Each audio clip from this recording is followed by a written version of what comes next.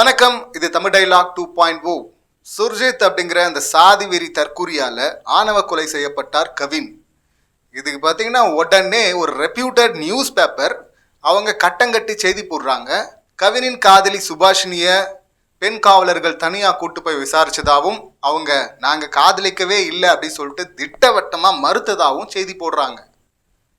இவங்க போய் விசாரிச்சாங்க. களத்திலேருந்து இந்த நியூஸை கொடுத்த அந்த ரிப்போர்ட்டர் யாரு? அவருக்கு மேலே சப் எடிட்டரு, அதுக்கு மேலே எடிட்டரு. கேரே செட்டிங்கா அப்படிங்கிற மாதிரி செட் பண்ணுறாங்க நரேஷனை. காதல்னு சொன்னாதானே அது ஆணவ கொலை அப்படின்னு சொல்லிட்டு எடுத்துகிட்டு போவாங்க. அது காதலே இல்லைன்ட்டா அப்போ வேற மாதிரி எடுத்துக்கலாம் அப்படிங்கிற அந்த தைரியம் திருப்புறாங்களாம்மா. இப்போ பார்த்தீங்கன்னா இதுக்கு ரியாக்ட் பண்ணி ஆகணும்ல. இல்லைப்பா அவங்க காதலிச்சது உண்மை அப்படின்னு சொல்லிட்டு அவங்க காதலிக்கும் போது எடுத்துக்கொண்ட ஃபோட்டோஸ் வெளியே வருது. உடனே அதுக்கு எதிர்வினை ஆற்றுறேன் அப்படின்னு சொல்லிட்டு இந்த சாதி வெறி தற்குறிகள் திரும்ப வந்து கவினே போஸ்ட் பண்ண, கவின் தன் நண்பர்களோட எடுத்துக்கொண்ட, பெண் தோழிகளோட கொலீக்ஸோட எடுத்துக்கொண்ட அந்த ஃபோட்டோஸ் எல்லாம் எடுத்து போட்டு, அப்போ இதுக்கு பேர் என்ன? இது ஃப்ரெண்ட்ஷிப்னா அதுவும் ஃப்ரெண்ட்ஷிப் தான், அது காதல்னா அப்போ இதுவும் காதலா அப்படின்னு சொல்லிட்டு அதுக்கு முட்டு கொடுக்க வந்தானுங்க. திரும்பவும் எங்கே வந்து நிற்கிறாங்கன்னா, காதலே இல்லை, காதல்னு சொன்னால் தானே இது ஆணவ கொலைன்னு சொல்வீங்க, இது காதலே இல்லைன்ட்டா அப்படின்னு திரும்பவும் அப்படி ஆரம்பிச்சாங்க. வதந்தியை பரப்புனாங்க. இது காதலே இல்லை அப்படின்னா எதுக்குடா கவினை போய் கொலை பண்ணா அந்த சுர்ஜித் தற்கூரி? இது ஆணவ கொலை தாண்டா, காதல் தாண்டா அப்படின்னு சொன்னா, இல்லை காதல் கிடையாது. அப்போ இவன் பிளே பாய், இத்தனை பெண்களோட இப்படி ஃபோட்டோ எடுத்திருக்கான்ல, நீங்கள் ஒரு ஃபோட்டோ காட்டி அது காதல்ன்றீங்கல்ல, அப்போ இத்தனை ஃபோட்டோஸ் இருக்கு பாருங்க, அப்போ அவன் பிளே பாய் அப்படின்னு சொல்லிட்டு அடுத்து கேரக்டர் அசாசின் பண்ண போகிறது. அவன் கேரக்டரே தப்பான கேரக்டர் அப்படின்னு சொல்லிட்டா அவனுக்காக யாரும் வருத்தப்பட மாட்டாங்க அப்படின்னு சொல்லிட்டு உடனே இப்படி நரேஷனை செட் பண்ணுறதுக்கு செட்டிங்கு மறுபடியும் அப்படி ட்ரை பண்ணானுங்க. இதுக்கெல்லாம் தரமாக செருப்படி கொடுக்குற மாதிரி தான் சுபாஷினி வீடியோ வெளியிட்டு பேசியிருக்கிறாங்க. அதில் முதல் ஸ்டேட்மெண்ட்டே பார்த்தீங்கன்னா, நானும் கவினும் ட்ரூவாக லவ் பண்ணோம் அப்படின்னு சொல்லிட்டாங்க. இப்போ என்ன பண்ணுவானுங்க இந்த தற்குறிகள்லாம்? தலையை தொங்க போட்டு ஓரமாக போய் உட்காந்துப்பாங்களான்னா பண்ண மாட்டானுங்க. அடுத்து வதந்தியை பரப்புறதுக்கு போயிடுவானுங்க, இல்லைன்னா அடுத்து வேற மாதிரி வந்து முட்டு கொடுக்க ட்ரை பண்ணுவானுங்க. நம்ம லாஸ்ட்டாக போட்ட வீடியோலேயே பார்த்தீங்கன்னா இந்த மாதிரி பல தற்குறிகள் வேற மாதிரி எல்லாம் வந்து முட்டு கொடுக்க வந்திருக்கிறாங்க. சரியா வளகலை. யாரை வளகலை? இந்த சுர்ஜித் தற்குறிய சரியா வளகலை அப்படின்னு சொல்லணும். அதனால தானங்க ஏகப்பட்ட ரீல்ஸு, ஏகப்பட்ட அந்த கத்தி இருக்குல்ல, பட்டாக்கத்தி, பெரிய பெரிய கத்தி, அதோட ஏகப்பட்ட கெட்டப்பில் ஏகப்பட்ட ரீல்ஸ் போடுறான்னா அவன் மனநிலை என்னவா வளர்த்துருக்குறாங்க இவங்க. அதுலேயும் பெற்றோர் 2 பேருமே பார்த்தீங்கன்னா, அப்பா அம்மா 2 பேருமே காவலர்கள். இவங்க தான் போய் கண்டுபிடிக்க போகிறாங்க. இது அவங்க வீட்டுக்குள்ளே ஒருத்தன் பண்ணிகிட்டு இருக்கிறான், அது அவங்களுக்கு தெரியலையா? அவங்க வீடை விடுங்க, இதே மற்ற ப்ரொஃபஷனில் இருக்கிறவங்க இதை சொல்லலாம். ஏங்க இந்த மாதிரியான சோஷியல் மீடியாலாம் ஆக்சஸ் பண்ணுறதில்ல, அவங்க வந்து வேறு ப்ரொஃபஷனில் இருக்கிறாங்க, இது அந்த காலத்து ஆட்கள் அப்படிங்கிறதுனால ஆக்சஸ் அதெல்லாம் பண்ணுறது கிடையாது, அதெல்லாம் அவங்களுக்கு தெரியறதில்ல அப்படின்னு சொன்னால் வேறு ப்ரொஃபஷனாக இருந்தால் ஓகே. இந்த குடும்பம் இல்லை, எந்த குடும்பத்தில் எந்த தற்கூரி தருதலை இப்படி பண்ணாலும், ரீல்ஸ் போட்டு இதெல்லாம் கெத்துன்னு பண்ணாலும் அவனையும் கண்டுபிடிச்சி தண்டிக்க வேண்டிய கடமைப்பட்டவர்கள் இந்த காவலர்கள். அப்படி இருக்கும்போது சொந்த வீட்டுக்குள்ளே ஒருத்தன் தொடர்ந்து அதை பண்ணிட்டு இருக்கிறான், அது இவங்களுக்கு தெரியாது அப்படின்னு சொன்னால் இதை எப்படி பார்க்குறது? உண்மையாகவே அவங்களுக்கு தெரியாதுங்க, அது அவங்க பார்க்கலைங்க, அவங்க பார்வைக்கே அது வரலைங்க அப்படின்னு சொன்னால் அதுவே ஒரு பெரிய தவறுன்னு வச்சுங்களேன். அதை பார்க்காம கவனிக்காமல் விட்டது சரி, அதை கூட ஓரமாக வைப்போம். அடுத்து எப்படி வந்து முட்டு கொடுக்க வரானுங்க? ஏன் சொந்த சாதிக்குள்ள காதல் வராதா? ஏன் சொந்த மதத்துக்குள்ள காதல் வராதா? சொந்தத்துக்குள்ள காதல் வராதா? அப்படின்லாம் இப்படியெல்லாம் அதாவது கீழ்க்குப்புடி கேள்விகளை போடுறாங்களாம் இந்த தற்கொலைகள்லாம். நம்ம என்ன சொல்கிறது? இதுங்கெல்லாம் லெமுரியா கண்டம் இல்லை, அதுக்கும் முன்னாடி காட்டு மிராண்டி காலத்தில் கூட வாழ தகுதியற்றவர்கள் அப்படின்னு தான் சொல்லணும். இவ்வளோ காஞ்சி போய் கிடக்குறானுங்க. காதல்னா என்னன்னு புரியாத ஒரு தற்குறிகளாக இருக்கிறாங்க. காட்டு மிராண்டிக்கும் முந்தைய காலம் எதாக இருந்துச்சுன்னா அந்த காலத்தில் வேணா போய் இவங்களை சேர்க்கலாம் போல இருக்கு இல்லைங்க. இந்த சொந்தம் பந்தம், சொந்த ஜாதி, மதம், எவ்வளோ பணம் இருக்குது, சொத்து இருக்குது, இதெல்லாம் பார்த்துட்டு பண்ணுறது இவங்க பண்ணுற அரேஞ்ச் மேரேஜ். அது அரேஞ்ச் மேரேஜ் செட்டப், அது காதல் கிடையாது. காதல் கேட்டகரியில் அது வராது. நாடு விட்டு நாடு, கண்டம் விட்டு கண்டம் காதல் போயிடுச்சு பல வருஷமாக. இன்னும் வேற சமூகங்களை சேர்ந்தவர்கள் நிறைய பேர் திருமணம் பண்ணி சந்தோஷமாக தான் இருக்கிறாங்க. இது மாதிரி ஒன்று ரெண்டு தற்கூறிகள் இருக்குல்ல, தப்பான ஆட்களை பார்த்து இன்ஃப்ளூயன்ஸ் ஆகிட்டு இப்படி பண்ணிட்டு இருக்கிறானுங்கல்ல, இது விஷ செடிகள். இது பிடுங்கப்பட வேண்டிய செடிகள், தண்டிக்கப்பட வேண்டிய செடிகள். இது தொடர்ந்து இவர்களை உசுப்பேத்து இது மாதிரி வளர்க்குறதுக்கு இன்ஃப்ளூயன்ஸ் பண்ணுறதுக்கும் பல கேரக்டர்ஸ் அப்படி தான் சுற்றிட்டு இருக்குங்க. மண்ணு பொண்ணு ஒன்று ரெண்டுத்தில் எது மேலே கையை வச்சாலும் வெட்டுவோம். என்னடா டைலாக் இது? மண்ணுங்கிறது அது ப்ராப்பர்ட்டிடா, பொண்ணும் ப்ராப்பர்ட்டி. அவங்களுக்கு ஒரு ப்ராப்பர்ட்டி லெவலில் ஒரு பெண்ணை வைக்கிற ஒரு மனுஷியாவே பார்க்குறேன்னா அப்போ உன்னை எப்படா மனுஷனா பார்ப்பாங்க? இதில் பெற்றோர்கள் அட்வைஸ் பண்ணியிருக்கணும். பெற்றோர்கள் என்ன அட்வைஸ் பண்ணியிருக்கணும்? வேற சாதி சமூகம் அதனால வேணான்னு சொல்லி அட்வைஸ் பண்ணியிருக்கணுமா? அதுவும் தற்குறித்தனமான வாதம் இல்லை இது. பெற்றோர்கள், அது காதல்னு வந்தாலும் சரி, இல்லை நீங்கள் அரேஞ்ச் பண்ணி போகிற மேரேஜாக இருந்தாலும் சரி, என்ன சொல்லணும்? ஜாதி இந்த சமூகம் ஊர் என்ன சொல்லும் அப்படின்லாம் சொல்லக்கூடாது. ஊர் சொல்லிகிட்டே தான் இருக்கும். அது ஊர் வாய், அதை மூட முடியாது. இப்போ ஒன்று பேசும், அடுத்த ஹவரில் வேற பேசும், அடுத்த நாள் வேற பேசும், அடுத்தடுத்து கண்டென்ட் வர வர அந்த வாய் பேசிக்கிட்டே தான் இருக்கும். இந்தந்த பிரச்சனைகள் இப்படியெல்லாம் வரதுக்கு வாய்ப்பு இருக்குது. இதெல்லாம் பாசிபிலிட்டிஸ், இப்படி நடக்க வாய்ப்பு இருக்குது. எல்லாம் எதுவாக இருந்தாலும் நீ தான் ஃபேஸ் பண்ண போகிற, ஸோ முடிவை நீயே எடுத்துக்கோ அப்படின்னு சொல்லிட்டு அப்படி தான் சொல்ல முடியுமே தவிர, இல்லை இது இந்த சமூகம் அந்த வாய் என்ன சொல்லும், இந்த வாய் என்ன சொல்லும்னு சொல்லிட்டு அடுத்த வாய்களை பற்றி யோசிச்சுட்டு இருக்கக்கூடாது. அது அட்வைஸும் கிடையாது, சரியான அட்வைஸ் கிடையாது. அப்படி யாராவது சொன்னால் அவங்க தான் பூமர், அவங்களுக்கு தான் அட்வைஸ் தேவைப்படுது. சம்மந்தப்பட்ட பெண்ணுக்கோ ஆணுக்கோ அந்த அட்வைஸ் தேவையில்லை. ஸோ சரியாக வளர்க்காமல் விட்டது பார்த்தீங்கன்னா, அந்த தற்கூரியாக கத்திங்களை வச்சுக்கிட்டு படம் போட்டுட்டு சுற்றிட்டு இருந்ததில்ல, படம் காட்டிட்டு சுற்றிட்டு இருந்ததில்ல, அந்த தற்கூரி கொலை பண்ண அந்த கொலையாளி, கொலை குற்றவாளி, கூண்டாஸில் உள்ளே போயிருக்க களி தின்னுட்டு இருக்கிற அந்த தற்கூரி தன்னுடைய வாழ்க்கையை அழிச்சுக்கிட்டா கூட பரவாயில்ல, அதோட போகுது அப்படின்னு சொல்லி பார்க்கலாம். நல்லா படித்து நல்லா சம்பாரிச்சிட்டு இருக்கிற பெரும் கனவோடு இருக்கிற ஒருத்தனுடைய வாழ்க்கையை முடிக்கிறது இருக்குல்ல, அது எவ்வளவு பெரிய கொடூரமான விஷயம். அது அந்த வேலையை செஞ்சிருக்கு தற்கூரி. அதை தான் ஒழுங்காக வளர்க்கல, அதை தான் ஒழுங்காக வளர்த்துருக்கணும். இப்போ லாஸ்ட் வீடியோவில் கூட பார்த்தீங்கன்னா பிரியன் அப்படிங்கிற ஒருத்தர் கமெண்ட் போட்டிருந்தேன். அப்படி ஃப்ரான்சிஸ் ராஜ பிரியன் அப்படிங்கிறதுனால அந்த பேர் டக்குன்னு அப்போவே பதிஞ்சிடுச்சு. நல்ல அதில் அவன் செய்த தவறுக்காக அப்பா அம்மாவுடைய வேலையை பிடுங்கிறது என்ன நியாயம் அப்படின்லாம் சொல்லியிருந்தாரு. எவ்வளோ இறக்ககணம் கொண்டவர். என் வாழ்நாளில் நான் ஒரு 2-3 பேரை பார்த்துருப்பேன் காவல்துறையில், சூப்பரில் ரொம்ப பொறுமையாக லிசன் பண்ணுறாங்கல்ல, சமமாக நடத்துகிறாங்கல்ல, ஆணவ அதிகார திமிர காட்டலல்ல அப்படின்னு சொல்லிட்டு ஒரு 2-3 பேரை தான் பார்த்துருக்குறேன்.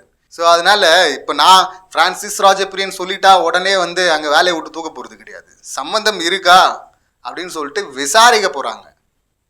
இப்போ விசாரணை நடந்து விசாரணையில் தெரிய போகுது. சம்மந்தம் இருந்தால் நிச்சயமாக அவங்க தண்டிக்கப்படணும், யாராக இருந்தாலும். டக்குன்னு அவங்க வேலை போயிடுச்சுன்னா அவங்க என்ன பண்ணுவாங்க அப்படின்னு சொல்லிட்டு அவ்வளோ பரிதாபம் டக்குன்னு வருதில்ல. அங்கே ஒருத்தன் பையனே போயிட்டானே, அவங்களின் கனவு மொத்தமாக சிதைக்கப்பட்டிருக்கு. அங்கே மட்டும் பரிதாபம் வரவே மாட்டேங்குது. இப்போ கூட பாருங்களேன், சமீபத்தில் அஜித்குமாரை கொடூரமாக அடித்து கொன்னாங்க இந்த காவல்துறை மிருகங்கள். அடியாலை விட கூலிப்படை விட மோசமாக அடித்து கொன்னாங்க. அவங்கள அரெஸ்ட் பண்ணால் அவங்க குடும்பத்தை சேர்ந்தவர்கள்லாம் நிற்கிறாங்க வீதிக்கு போராடுறதுக்கு. எங்களுக்கும் குடும்பம் இருக்குது, புள்ள கூட்டி இருக்குது, இருக்கட்டும். ஸோ எதுக்கு யார் போராடுறாங்க பார்த்தீங்களா? அவங்க சொன்னதை தானே செஞ்சாங்க. இவங்க யார் சொன்னதை? மேலே இருக்கிறவங்க சொன்னதை செஞ்சாங்க அப்படின்னா அப்போ கூலிப்படை, அதுவும் தப்பு, அதுக்கான தண்டனை அனுபவிக்கணும். விசாரணையில் அங்கே போய் சொல்லுங்கள், இன்னார் தான் சொன்னார், அதனால தான் நாங்கள் செஞ்சோம், இவங்க தான் அழுத்தம் கொடுத்தாங்க, அதனால தான் நாங்கள் செஞ்சோன்னு. அப்போ செஞ்சதுக்கான தண்டனை இவங்களுக்கு, சொன்னதுக்கான தண்டனை அவங்களுக்கு. 2 பேரும் தண்டிக்கப்படணும். அதை விட்டுட்டு அவங்க சொன்னாங்களா இவங்க செஞ்சாங்களா அதுக்கு முட்டு கொடுக்க அவ்வளோ தைரியமாக திமிர ரோட்டில் இறங்கி பாடுறாங்க. என்ன ஒரு இல்லை, என்ன ஒரு மனநிலை இதெல்லாம். ஒருத்தனை கொடூரமாக ஆட்சி கொண்டு இருக்கிறான், ஆனால் இங்கே வந்துடுது குடும்பத்தை காட்டி சிம்பத்தி. உங்களுக்கு சிம்பத்தி வேற இருக்கா? அந்த பாதிப்புடைய அந்த ரணம் ஆடுறதுக்கு முன்னாடியே இப்படி எல்லாம் போராட்டம்னு உட்கார முடியுதுன்னா என்ன மாதிரி மனநிலை கொண்டவர்கள் இவர்கள்லாம்? இவங்க வீட்டில் இந்த மாதிரியான ஒரு இழப்பை வேற ஒருத்தன் ஏற்படுத்தியிருந்தா இப்படி தான் பண்ணுவாங்களா? பார்த்துட்டு இருப்பாங்களா? இப்போ கூட பார்த்தீங்கன்னா அவனா போய் தானே சரண்டரானா, வீரமானவன் அப்படின்ட்டு ரீல்ஸ் எல்லாம் போட்டுங்குதுங்க. இன்னும் அந்த தற்குறிகள் வீரமா மானத்தை காத்தான் அப்படின்லாம், மானம்னு ஒன்று இருக்கா? மானம்னு ஒன்று இருக்கிறவன் இந்த ஜாதி சிஸ்டத்துக்குள்ளே போய் தன்னை இணைச்சிப்பானா? ஜாதி வெறி கொண்ட ஜாதிய சிஸ்டத்துக்குள்ளே வாண்டடா போய் நிற்கிறான்ல. மானம் உள்ளவன் சுயமரியாதை உள்ளவன் எவன் போய் நிற்பாங்க? எனக்கு மேலவும் யாரும் கிடையாது, எனக்கு கீழவும் யாரும் கிடையாது, எல்லாரும் சமம் நிற்கிறான்ல, அவன் தான் தன்மானமும் தன்னம்பிக்கையும் சுயமரியாதையும் கொண்டவன். அவன் தான் மானம் உள்ளவன். எனக்கு கீழே 2 பேர் இல்லை 3 பேர் இல்லை 4 பேர், எனக்கு மேலே 2 பேர் அப்படின்னு சொல்லிட்டு பயந்தாங்கொல்லிங்கள் தான் போயிட்டு இப்படி அடைக்கல மயக்கம் உள்ள.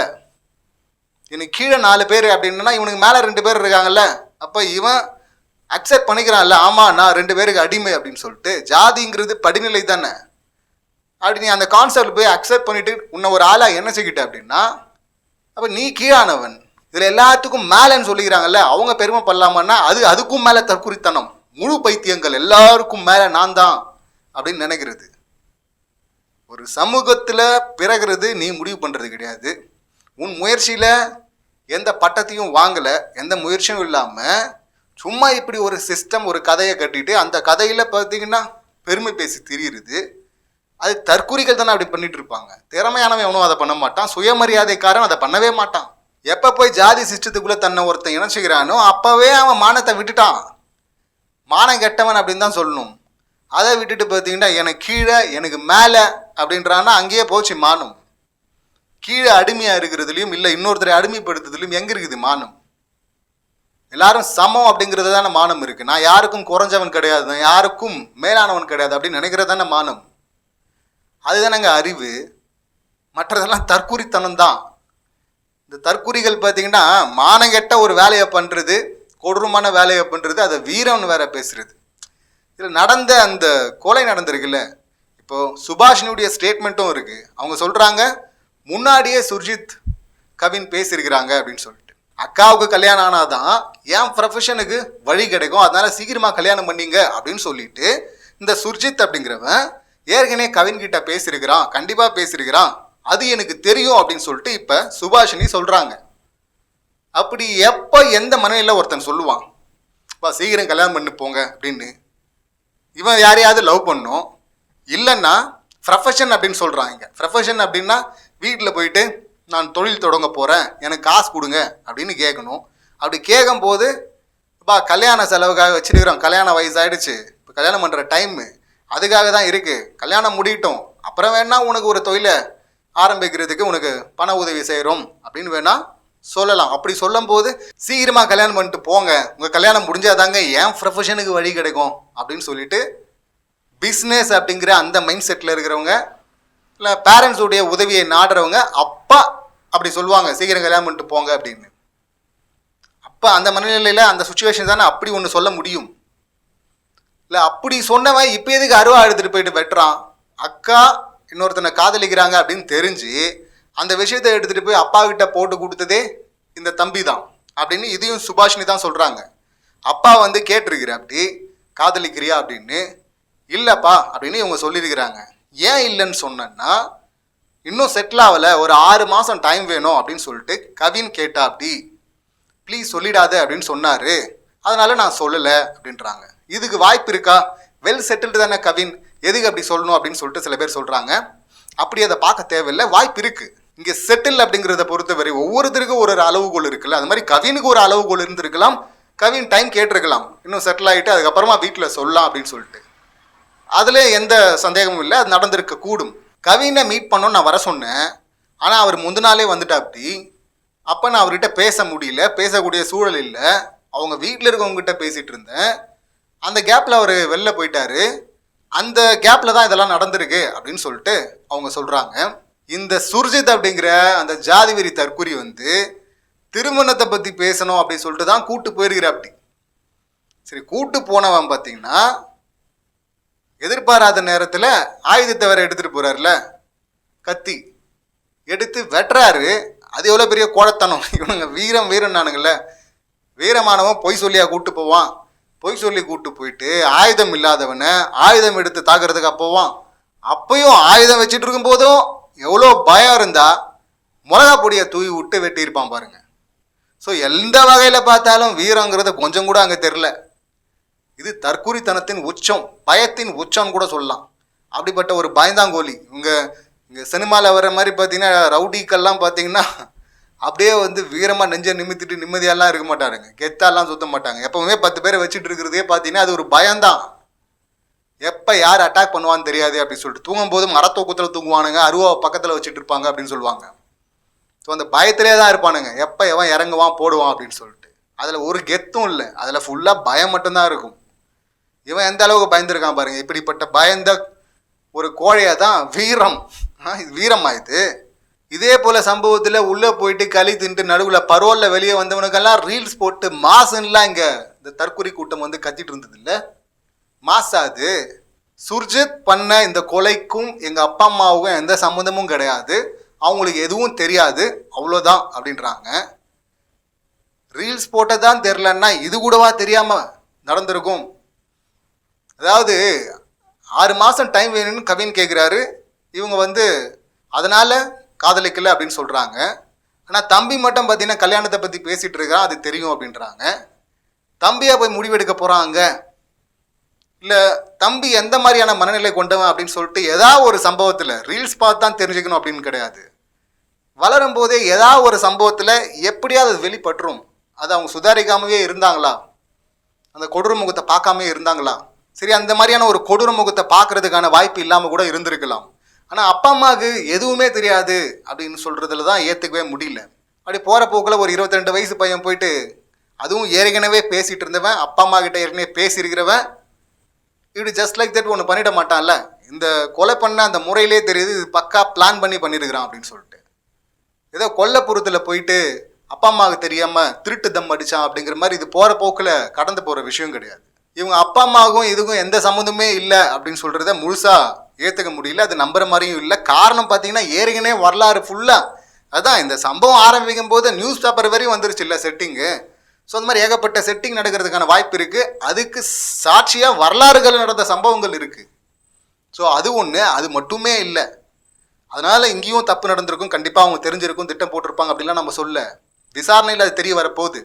இன்னொரு சைடு வெர்ஷன் ஒன்று இருக்குல்ல, கவின் ஃபேமிலியிலேருந்து என்ன சொல்கிறாங்க அப்படின்னா, கவின் அப்பா அவங்க உறவினர்கள் பேசும்போது இங்கே வந்து காசி பாண்டியன் அப்படின்னு சொல்லிட்டு ஒரு ஆய்வாளரை எடுத்துகிட்டு வராங்க. அவர் யார் அப்படின்னா, ஏற்கனவே இது போல் ஒரு பஞ்சாயத்து நடந்து ஒரு படுகொலை ஒன்று நடந்திருக்கு, அது நிரூபிக்கப்பட்டு அதில் சஸ்பெண்ட் ஆகிட்டு வெளியே போன ஆள் திரும்ப அதே ஸ்டேஷனில் அங்கே டியூட்டிக்கு வராரு. அவரும் இந்த சுர்ஜித்துடைய அம்மாவும் பார்த்தீங்கன்னா ஒரே சாதி அப்படின்னு சொல்கிறாங்க. இப்போ அந்த பாசமாக இல்லை தூரத்து சொந்தம் அப்படின்னு ஒரு தகவல் இருக்குது. அது இல்லாமல் இந்த 3 பேரும் ஒன்றாக பணியில் ஒரு இடத்துல இருந்தவங்க அப்படின்னு சொல்லிட்டு ஒரு தகவல் இருக்குது. அப்படி இருக்கும்போது இவர் தான் கூப்பிட்டு ஏற்கனவே சில நாட்கள் முன்னாடியே கவினை கூப்பிட்டு வார்ன் பண்ணியிருக்கிறாரு அப்படின்னு சொல்கிறாங்க. இந்த மாதிரி அந்த பொண்ணு லவ் பண்ணக்கூடாது, பார்க்கக்கூடாது அப்படின்னு சொல்லிட்டு. அப்புறம் திரும்பவும் கவின் ஊருக்கு வந்ததை சுர்ஜித்துக்கு ஃபோன் பண்ணி இன்ஃபார்ம் பண்ணதும் இவர் தான் அப்படின்ற குற்றச்சாட்டையும் வைக்கிறாங்க. இப்போ சரண்டர் ஆகிட்டான், அவனா தானே போய் சரண்டர் ஆனா அப்படின்றாங்கல்ல. அதுக்குள்ளேயும் ஒரு ஸ்க்ரீன் பிளே நடந்திருக்க வாய்ப்பு இருக்குல்ல. இதுக்கும் இந்த சரண்டர் ஆனதுக்கும் அவங்க அப்பா அம்மா கூட சம்மந்தம் இல்லாமல் இருக்கும் அப்படின்னு சொல்லிட்டு நம்ப சொல்கிறீங்களா? இங்கே போ, இந்த இடத்துல இன்னார் இடத்துல சரண்டர் ஆகு அப்படின்னு சொல்லிட்டு இதெல்லாம் அந்த சட்ட நுணுக்கங்கள் இல்லை ஆட்களை தெரிந்தவர்கள் அவங்க தானே இதெல்லாம் பண்ண முடியும். அஜித்குமார் கொலை வழக்கில் இவங்க போராடினதெல்லாம் பார்த்தோம். நம்ம பாதிச்சவங்களே வந்து போராட்டத்தில் உட்காருது, பாதிச்சவங்களுடைய ஃபேமிலி வந்து உட்கார்ந்தெல்லாம் பார்த்தோம்ல. ஜெயராஜ் ஃபெனிக்ஸ் கேஸ், அஜித்குமார் கேஸுக்கும் இன்னும் முன்னாடியே அங்கே 2 பேர் அப்பா மகனை கொண்டாங்க. அந்த கேஸில் விசாரணையெல்லாம் முடிஞ்சு தீர்ப்பு வரப்போகுது அப்படின்னு எதிர்பார்க்குற அந்த டைமில் அதில் குற்றவாளியாக இருக்கிற ஒரு இன்ஸ்பெக்டர் வந்து இப்போ அப்ரூவராக மாறுறாரு அப்படின்னு சொல்லிட்டு சமீபத்தில் செய்தி வந்தது. இப்போ அப்ரூவராக மாறுறாரா, இப்போ என்ன தேவை இருக்காதான், விசாரணையெல்லாம் முடிஞ்சிருச்சு அப்படின்னு சொல்லிட்டு யோசிக்கும் போது அந்த வந்த செய்தியிலே ஒரு கோணத்தை சொல்கிறாங்க. இப்போ அப்ரூவராக மாறுறதே எதுக்கு தெரியுமா? அந்த தீர்ப்பை தள்ளி வைக்கிறது தான், இன்னும் ட்ராக் பண்ணுறதுக்கு தான். பாருங்கள், இப்படி ஒரு டெக்னிக் இருக்குது அப்படின்னு சொல்லிட்டு யாரும் எதிர்பார்த்தே இருக்க மாட்டாங்கல்ல. அப்ரூவராக ஒருத்தர் மாறிட்டாங்கன்னா சீக்கிரமாக கேஸ் முடிஞ்சிடும் அப்படின்னு தானே இதுவரை நம்ம கேள்விப்பட்டிருக்கிறோம். ஆனால் முடிய போகிற கேஸ் முடிகிற டைமில் அப்ரூவராக மாறி அதை ட்ராக் பண்ணலாம் அப்படிங்கிற ஒரு டெக்னிக் இருக்கிறதே தெரியாதுல்ல. சட்டத்தை படித்தவர்கள், அதை காப்பாற்றுற வேலையில் இருந்தவர்களுக்கு இந்த ஓட்டை நுணுக்கம்லாம் நல்லாவே தெரியும்ல. கவின் ஃபேமிலி சைட்லேருந்து இன்னொரு தகவலும் இருக்குது. இந்த சுர்ஜித்துடைய அம்மா வந்து காசி பாண்டியனோட சேர்ந்து கவினுடைய அம்மாவை மிரட்டி இருக்கிறாங்க. உங்கள் பையனை காணாமல் ஆக்கிடுவேன் அப்படின்னு சொல்லிட்டு மிரட்டினதா ஒரு தகவல் இருக்குது. இப்போ நடந்த உண்மை என்ன அப்படின்னு சொல்லிட்டு கவின் சொல்ல முடியாது. நம்ம மொத்தமாக வந்து சுபாஷினிகிட்டையும் எதிர்பார்க்க முடியாது இந்த டைமில். இப்போ அவங்க ஒரு மென்டல் ட்ராமாவில் இருப்பாங்க. முதல் கட்டமாக இதை சொல்லியிருக்கிறாங்க. இப்போ அவங்களுக்கான ஒரு அழுத்தம்ங்கிறது வந்திருக்கலாம். ஏற்கனவே நடந்த கேஸில் நம்ம பார்த்துருக்குறோம். இது போல் பிறர் சாட்சியாக மாறி இருக்கிறாங்க, சொன்னதே மாற்றி சொல்லியிருக்கிறாங்க பாதிக்கப்பட்ட பெண். ஸோ அப்படி இருக்கும்போது இதுலேயும் நெருக்கடிகள் வந்திருக்கலாம். ஏம்மா அவன் தான் பண்ணான், அவன் போயிட்டான், தண்டனை அனுபவிச்சுக்கிட்டோம். அப்பா அம்மாவும் போயிட்டா எப்படிம்மா, மொத்த குடும்பமே தண்டனை அனுபவிச்சா எப்படிம்மா, பாவம்மா, தயவுசெய்து இதை பண்ணாதம்மா அப்படின்னு சொல்லிட்டு நெருக்கடி கொடுத்துருக்க கூடும், வாய்ப்பு இருக்கு. இதுதான் நடந்துச்சு அப்படின்னு சொல்லிட்டு இப்போ நமக்கு தெரியாது. ஆனால் இந்த மாதிரி மிரட்டினது உண்மை, அந்த காசி பாண்டியன் அப்படிங்கிறவர் மிரட்டினது உண்மை அப்படின்னு சொல்லிட்டு கவினுடைய அப்பா சொல்கிறாரு. அது ரொம்ப லேட்டாக தான் எங்களுக்கு தெரிய வந்துச்சு அப்படின்னு சொல்லிட்டு. அதே போல் இந்த சுர்ஜித்துடைய அம்மா மிரட்டினதாகவும் சொல்கிறாங்க அப்படின்னா அப்போ கவினுடைய அம்மா இருக்கிறாங்கல்ல. ஸோ விசாரணையில் இது எல்லாமே வெளியே வரப்போகுது. அப்படி வெளியே வரும்போது நிச்சயமாக அவங்களையும் இப்போ சேர்த்துருக்குறாங்க. அந்த சுர்ஜித்துடைய அப்பாவை அரெஸ்ட் பண்ணிட்டாங்க, இன்னும் அம்மா அரெஸ்ட் பண்ணப்படலை, அவங்க தலைமறைவாக இருக்கிறாங்க. இப்போ பையனை சரணடைய வச்சவங்க இல்லை இவங்க சொல்லி தான் சரணடைஞ்சான் அப்படின்னா இப்போ அவங்களும் உள்ளே வந்துட்டு எக்ஸ்பிளைன் பண்ணலாமே, இதெல்லாம் தான் நடந்துச்சு, எங்களுக்கும் இதுக்கு சம்மந்தம் இல்லை அப்படின்னு சொல்லிட்டு. ஏன் தலைமறைவாக இருக்கணும், ஏன் இன்னும் அரெஸ்ட் பண்ணப்படலை? ஸோ இந்த கேள்விகள்லாம் இருக்குது. அவங்களும் அரெஸ்ட் பண்ணப்பட்டு முழுசாக விசாரிக்கப்பட்ட பின் உண்மை என்ன அப்படின்னு சொல்லிட்டு வெளியே வரப்போகுது. ஜெயிலர் படத்தில் வர மாதிரி பார்த்தீங்கன்னா பையனே கிரிமினல்னு சொல்லிட்டு அப்பாவுக்கு கிளைமேக்ஸில் தானேப்பா தெரியுது அப்படின்னா, சரி யாரோ ஒருத்தர் அப்பா மட்டும் அந்த மாதிரி போலீஸாக இருந்தால் கூட சரிப்பா, பெருசாக வந்து டச்சில் இருந்ததில்லை, இல்லை நல்லா பழகினதில்லை, ஒரு டிஸ்டன்ஸ்லேயே இருந்தாலும் தெரியல அப்படின்னு கூட சொல்லலாம். இங்கே 2 பேருமே அந்த பணியில் இருக்கிறவங்க காவலர்கள். அப்படி இருக்கும்போது இதை அப்படி சொல்லிட்டு ஜஸ்ட் லைக் தட் போயிடவும் முடியாது. இந்த மாதிரி எண்ணம் கொண்டவர்கள் பார்த்தீங்கன்னா ஏதாவது ஒரு இடத்துல வேற வகையில் இல்லை வேற ஒரு விஷயத்தை டிஸ்கஸ் பண்ணும்போது அப்போ அந்த ஜாதி வெறி வெளிப்பட்டிருக்கும். சுபாஷினி பேசினதின் உண்மைத்தன்மை என்ன அப்படின்னு சொல்லிட்டு விசாரிக்கணும் அப்படின்னு சொல்லிட்டு சில பேர் பேசுகிறாங்க. சில பேர் அவங்களுடைய கேரக்டரையும் தப்பாக ப்ரொஜெக்ட் பண்ணுற மாதிரி. ஏன்னா இந்த பக்கம் இவ்வளோ பெரிய கொடூரமான துயரமான சம்பவம் நடந்திருக்கு, ஆனால் இந்த பக்கம் வந்து ஜஸ்ட் லைக் தட் ஒன்று பேசுகிறாங்களே, அவங்க அப்பா அம்மாவை காப்பாற்ற பேசுகிறாங்களோ அப்படிங்கிற அந்த சந்தேகத்தில் இவங்களையும் விமர்சிக்கிறாங்க. நான் அவங்கள பெருசாக விமர்சிக்க எனக்கு இப்போ தோணலை. வெளியிலிருந்து பார்க்குற நமக்கே பதப்பதைக்குது அப்படின்னும் போது சம்மந்தப்பட்ட சுபாஷினியும் ஒரு விக்டிம் தான், ட்ரூவாக காதலிச்சிருக்கிறேன் அப்படின்றாங்க. அதை நான் நம்புகிறேன். ஸோ அப்படிப்பட்ட விக்டிம் அவங்க அந்த மென்டல் ட்ராமாலேருந்து வெளியே வர்றதுக்கு ஒரு பெரிய ஸ்பேஸ் அண்ட் டைம் தேவைப்படும். ஸோ இந்த நேரத்தில் இப்படி சொல்கிறது ஒரு அழுத்தத்தின் காரணமாக கூட சொல்லியிருக்கலாம். அப்படி சொல்லியிருந்தாங்கன்னா அது நிச்சயமாக வெளியே வந்துடும் விசாரணையில். ஸோ அதுவரை வெயிட் பண்ணுவோம். அவசரப்பட்டு இதை சந்தேகனோட பார்க்குறோம், அதில் எந்த மாற்ற கருத்தும் இல்லை. இந்த கடைசி சென்டென்ஸை மட்டும் அப்பா அம்மாவுக்கு எதுவுமே தெரியாது, அவங்களுக்கு சம்மந்தமே கிடையாது அப்படின்றாங்கல்ல, அதை முழுசாக நம்புற மாதிரி இல்லை. இருந்தாலும் அதுக்காக உடனே வந்து அவங்க சொல்லியாகணும் அப்படின்லாம் நம்ம ப்ரெஷர் பண்ணவும் முடியாது. இது சரியான நேரமும் கிடையாது. அவங்க என்ன எந்த மாதிரி எழுதி வச்சு சொன்னாலும் பார்த்தீங்கன்னா நமக்கு அடுத்தடுத்த கேள்விகள் இந்த மாதிரி வந்துட்டே தான் இருக்கும். முழுசாலாம் நடந்ததை சொல்லிட முடியாது. அதுலேயும் இந்த மாதிரியான பாதிப்பு ட்ராமாவில் இருக்கவங்க உடனே அதை சொல்லிடவும் முடியாது. அது அவங்ககிட்ட அந்த எதிர்பார்க்குறதே தப்பு. இது முதல் கட்டமாக அவங்க சொல்லியிருக்கிறாங்க. இதில் உண்மையாகவே அந்த அப்பா அம்மாவுக்கு சம்மந்தம் இருக்கா இல்லையா அப்படிங்கிற விஷயம் நிச்சயமாக விசாரணையில் வெளியே வரும். வெளியே வரும்போது அதை பற்றி பேசலாம். இன்னமும் முட்டு கொடுத்து நிறைய பேர் எழுதிட்டு இருக்கானுங்க, ரீல்ஸ் போட்டிருக்கானுங்க. இப்போ இந்த வீடியோ கீழவும் கமெண்ட்ஸில் போடுவாங்க.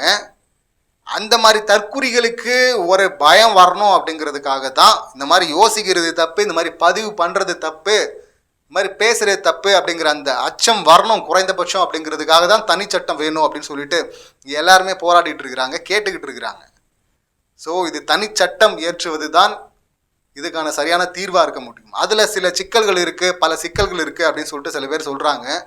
இந்த மாதிரி இதில் சிக்கல் இருக்குது அதில் சிக்கல் இருக்குது அப்படின்னு நினச்சிருந்தா எந்த சட்டமுமே போட முடியாது, வந்திருக்காது. ஸோ அதனால் அந்த சிக்கல் அது இதெல்லாம் காரணம் சொல்ல முடியாது. தனிச்சட்டம் அதுதான் சரியான தீர்வாக இருக்க முடியும். அது இன்னும் இந்த மாதிரி தற்கூறிகளை அடக்கி வைக்கிறதுக்கு யூஸ் ஆகும், ஆக்ஷன் தீவிரமாக எடுக்கிறதுக்கு யூஸ் ஆகும். அதை தான் நம்ம இந்த அரசுக்கிட்ட எதிர்பார்க்குறோம். சமூக நீதி பேசுகிற, சமூக நீதியின் பக்கம் நிற்கிற இவங்களும் இதை பண்ணலன்னா அப்புறம் வேற யார் பண்ணுவாங்க, வேற யார் பண்ண முடியும்? ஸோ அதை தள்ளி போட மாட்டாங்க, சீக்கிரம் அதுக்கான நடவடிக்கைகள் எடுக்கப்படும் அப்படின்னு சொல்லிட்டு இப்பவும் எனக்கு நம்பிக்கை இருக்குது. பார்க்கலாம். இந்த சம்பவங்களை பற்றி நீங்கள் என்ன நினைக்கிறீங்க, உங்கள் கருத்துக்கள் என்ன அப்படிங்கிறது கமெண்ட் பண்ணுங்கள். மீண்டும் அடுத்த வீடியோவில் சந்திக்கலாம். நன்றி, வணக்கம்.